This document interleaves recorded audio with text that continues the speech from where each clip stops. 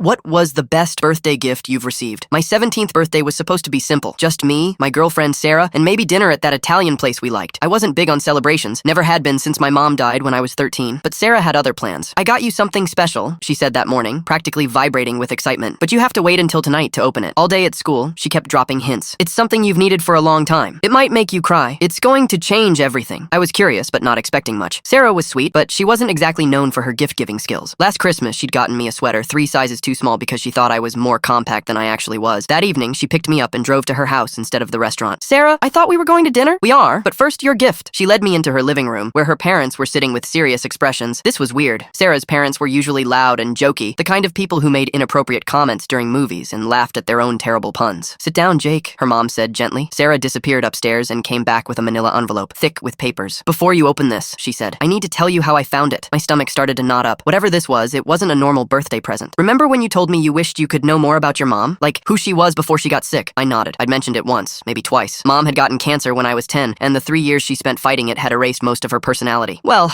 I started asking around. "My aunt works at the hospital where your mom was treated, and she remembered her. She told me your mom used to write in a journal during her chemo sessions." "Okay," I said slowly, not understanding where this was going. "The journal got left behind when she didn't come back. The hospital kept it in case family ever asked, but your dad never knew about it." Sarah handed me the envelope. "I convinced them to make copies. Your mom wrote to you every single day." My hands shook as I opened the envelope. Inside were photocopies of handwritten pages, dozens of them, in my mother's familiar loopy handwriting. The first page was dated 3 years before she died. "Dear Jake, today we found out the cancer is back. I'm scared, but not for me. I'm scared for you. You're only 10, and you're going to have to watch me get sick again. I don't know if I'm strong enough to do this twice, but I know you are. You're braver than me already." I couldn't read anymore. The words blurred as tears filled my eyes. "There's more," Sarah said softly. "She wrote about you almost every day." I flipped through the pages randomly. Here was an entry about the time I tried to cook her breakfast and nearly burned down the kitchen. And then I found the entry that broke me. "Jake asked me today if I was going to die." I couldn't lie to him anymore. I told him I might, but that I would never really leave him. "I hope someday he understands what I mean. I hope someday he knows how much of me lives in him." Being his mother was the best thing I ever did. Every single day, even the hard ones. Even the days when I was too sick to get out of bed, I was grateful that I got to be his mom. I was sobbing now, ugly crying in Sarah's living room while her parents quietly left us alone. I couldn't speak. For 4 years, I'd carried around this guilt that I hadn't done enough, hadn't been a good enough son during her illness. I'd convinced myself that she'd died disappointed in me. That night, instead of going to dinner, we sat on Sarah's couch and I read the entire journal out loud. The journal revealed a woman I'd never known. Not just my sick mom, but the person she'd been before. Funny, smart, worried about normal parent things, like whether I was eating enough vegetables and if I'd ever learned to do my own laundry. But most importantly, it revealed how much she'd loved being my mother, even during the worst of it.